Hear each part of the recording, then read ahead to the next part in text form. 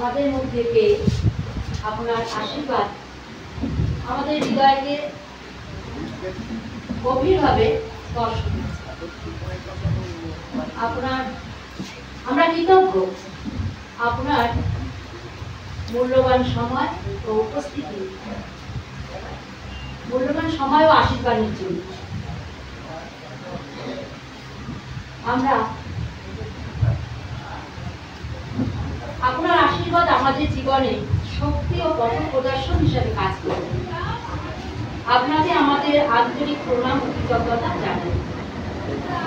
মহারাজ, আমরা আশা রাখবো আপনার এই মূল্যবান সময়ের মধ্য দিয়ে একটু সময় আমাদের জন্য ব্যয় করে আবারও আমাদের মধ্যে আসবেন এবং শক্তি সঞ্চয় করবেন করে আমাদের চলার পথ যেন মসৃণ আরো সুদৃঢ় হয়।